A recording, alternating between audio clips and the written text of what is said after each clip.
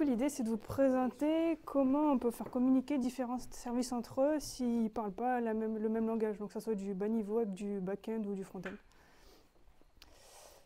Pour ça, donc, je vais vous présenter gRPC et j'ai fait un petit exemple pour vous montrer concrètement à quoi ça ressemble et que c'est facile à coder au final. Alors, moi en général, quand je regarde une nouvelle techno, je me pose surtout ces 4 questions-là. Donc c'est ce que j'ai essayé de chercher pour vous pour en 10 minutes essayer de vous présenter si c'est bien ou pas bien à utiliser. Donc qu'est-ce que c'est? Ça veut dire que c'est basé sur du Remote Procedure Call. Ça a été inventé en 2015 et le G, à la base, vient que c'était une techno qui a été inventée par Google. Ça s'appelait le Stubby, c'était inventé en 2001. Et après, ils ont sorti une version open source. Donc des gens diront que G c'est pour Google, G c'est pour générique. Mais vu que c'est du open source, on va dire que la communauté est plutôt sur du générique. C'est donc un framework open source qui est basé sur du HTTP2 pour la transmission de données. Et c'est basé sur du modèle serveur-client. Donc concrètement, à quoi ça sert? L'idée, c'est qu'on peut avoir différents services. Si on prend une stack totale où on va avoir, je sais pas, un device ou X device qui vont avoir du back, du front. On ne parle pas tous la même langue, on veut pouvoir discuter ensemble parce qu'il faut faire remonter des données et les rendre accessibles à un endroit donné. Et gRPC, c'est quand même supporté par pas mal de langages, donc les libs sont disponibles, il n'y a pas grand-chose à faire. C'est uni ou bidirectionnel en fonction de ce que vous voulez faire, et c'est aussi possible de faire du passe-plat via un serveur pour rediriger vers un autre client. Et ça supporte du load balancing, des health checks et de l'authentification. Donc c'est pas mal pour beaucoup de données ou si vous avez des problèmes de cybersécurité. Enfin, c'est quand même bien à mettre en place. En général, donc ça peut se comparer par exemple à du REST ou des choses comme ça. Donc pourquoi utiliser ça par rapport à du REST? C'est surtout conseillé quand il y a une grande charge de données parce que c'est quand même bien répondant et ça supporte pas mal aussi le temps réel et le streaming parce que c'est un envoi très facile et vu que c'est pas de l'appel à de l'API et c'est vraiment on va appeler le serveur en direct, ça va être directement envoyé et il n'y a pas de latence.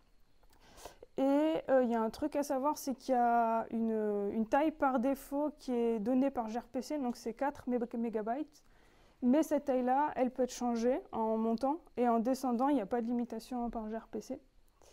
Et concrètement, comment l'utiliser? Donc gRPC, si on prend l'exemple par exemple d'une API REST, donc il faut que les données à un moment donné elles soient sérialisées. Donc il faut choisir un système de sérialisation pour qu'on puisse les transférer du client au serveur. En général, c'est conseillé, ou si on charge dans les docs, d'utiliser Protobuf. C'est pour ça aussi dans le titre avant, il y avait écrit Protobuf. Donc l'avantage de Protobuf, c'est que ça va sérialiser les données en binaire. Donc si vous avez un petit device, ça sera beaucoup moins lourd à envoyer. Vu que c'est du binaire aussi, c'est beaucoup plus rapide à sérialiser. C'est très fortement typé parce que le Protobuf, l'avantage c'est que c'est compilé par le code. Donc soit c'est natif, soit vous avez une petite liste de commandes à envoyer, ça sera compilé par votre code. Donc vu que c'est compilé, vous ne pourrez pas lire les fichiers compilés, mais votre code les comprendra et ça sera inclus dedans. Et je ne sais pas si vous mettez que ce soit une string, vous êtes sûr que ce soit une string qui soit envoyée ou pas. Par exemple en JSON, vous allez dire à la personne qu'il faut respecter tel template, mais peut-être qu'elle va vous envoyer quelque chose de complètement différent. Et une fois que vous avez choisi ça, il faut définir qu'est-ce qu'on va envoyer. Donc par exemple, sur du REST, on va avoir des contrôleurs et des routes. Donc là, c'est pareil, il faut définir l'équivalent d'un contrôleur et ce qu'ils appellent des méthodes, qui est l'équivalent des routes. Et il faut avoir un ou X serveurs, si vous voulez faire du load balancing ou pas, pour pouvoir que quelqu'un récupère votre message et en fasse quelque chose quelque part. Donc pour que ça soit un peu plus concret, l'idée c'est que si on a quelque chose de simple, on va dire qu'on peut avoir X clients qui peuvent être tous dans des langages différents. On peut avoir un ou X serveurs, donc le serveur peut être partagé, le serveur peut avoir un serveur pour différents clients s'il y a trop de demandes, ce genre de choses. On va envoyer donc une requête, forcément il faut que ça passe par le serveur, même si on veut que ça aille vers l'autre client. Notre serveur peut nous répondre quelque chose de empty, ça existe aussi. On n'est pas obligé d'avoir une réponse concrète comme un 200 OK ou quelque chose comme ça. Il peut rediriger directement à mon autre client si j'ai besoin de faire du place-plat. Et ce qu'il faut savoir, c'est que là, en l'occurrence, si on prend cet exemple-là, le serveur doit connaître toutes les méthodes qui vont être partagées par mes clients. Sinon, mon client va se faire rejeter parce qu'on dira la méthode, elle n'est pas connue, donc je ne comprends pas ce que tu me dis. Et par contre, chaque client peut avoir ses propres méthodes. Si un est un device et un est un back, un device peut vouloir pousser des données et le back, il ne va pas pousser des données, il va les récupérer. Donc on n'est pas obligé de partager l'énorme, même gros fichier qui va être commun à chacun. Donc par exemple, si on prend un exemple un peu basique, bidon, voilà, pour faire un exemple, donc l'équivalent des services, ça va être l'équivalent un peu des contrôleurs en API REST. Dedans, on va avoir, donc par exemple, si on prend le askQuestion, on va avoir des routes, donc c'est ce qu'on appelle des méthodes en gRPC. Donc mon sayHello, il va envoyer une requête et il va avoir une réponse qui va lui dire bah, coucou, qui va être définie d'une certaine façon. Pareil pour avoir un temps courant.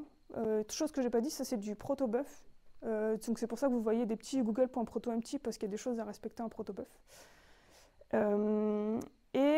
Pareil pour en dessous, donc je vais avoir par exemple une autre route, si on peut dire, manage device, où je vais avoir deux méthodes qui vont être disponibles.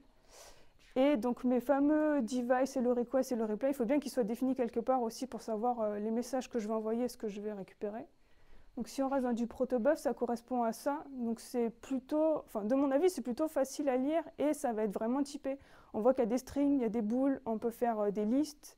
On peut mettre des champs en required ou en optionnel. Et puis quand on va taper dans le code, donc on va par exemple dire que je veux créer un current datetime réponse et je vais faire point, je vais avoir mon datetime et là je crée mon objet et c'est fini et il va être bien formaté, sérialisé comme il faut pour être envoyé. Donc pour vous montrer, donc j'ai fait un petit exemple. Je recommence.